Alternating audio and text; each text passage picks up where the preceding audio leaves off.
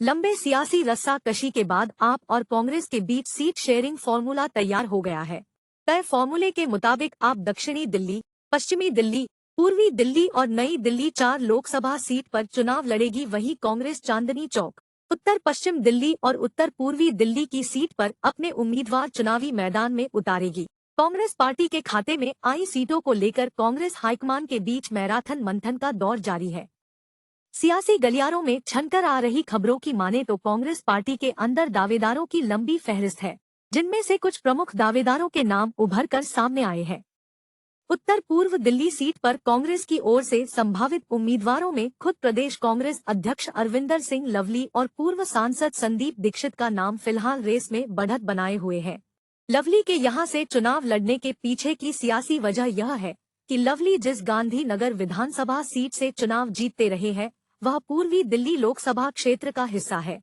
ऐसे में वह स्वाभाविक दावेदारी बताते हुए चुनावी ताल ठोक रहे हैं। संदीप दीक्षित की दावेदारी कितनी भारी? वहीं दिल्ली की पूर्व सीएम शीला दीक्षित के बेटे संदीप दीक्षित इस सीट से अपनी प्रबल दावेदारी को लेकर मुतमईन है।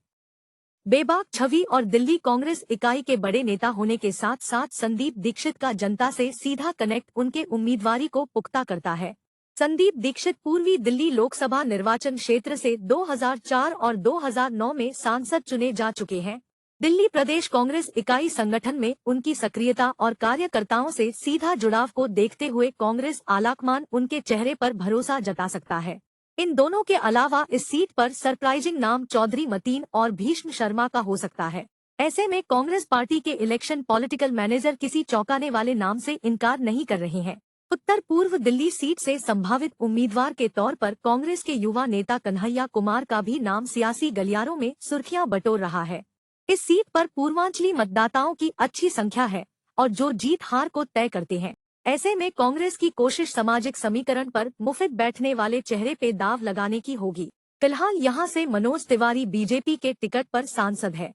उत्तर पश्चिम सीट की बात करें तो इस सुरक्षित सीट पर कांग्रेस की ओर से शीला दीक्षित सरकार में पूर्व लोक निर्माण विभाग मंत्री रहे राजकुमार चौहान, पूर्व सांसद डॉक्टर उदित राज, कृष्णा तीरथ और पूर्व विधायक सुरेंद्र कुमार का उम्मीदवारों की लिस्ट में है।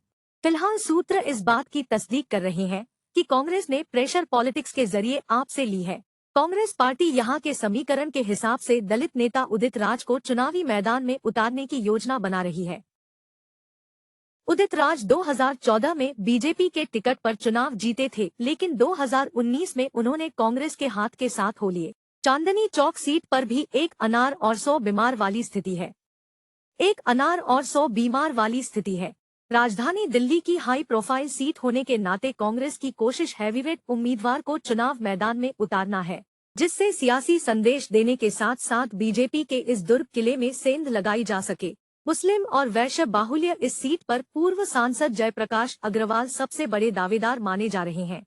उनके अलावा अलका लांबा और दिल्ली सरकार में मंत्री रहे हारून यूसुफ भी संभावित उम्मीदवारों की लिस्ट में जगह बनाए हुए हैं। बीते 2 लोकसभा चुनावों में दिल्ली की सभी 7 सीटों पर बीजेपी जीत दर्ज करती आ रही है।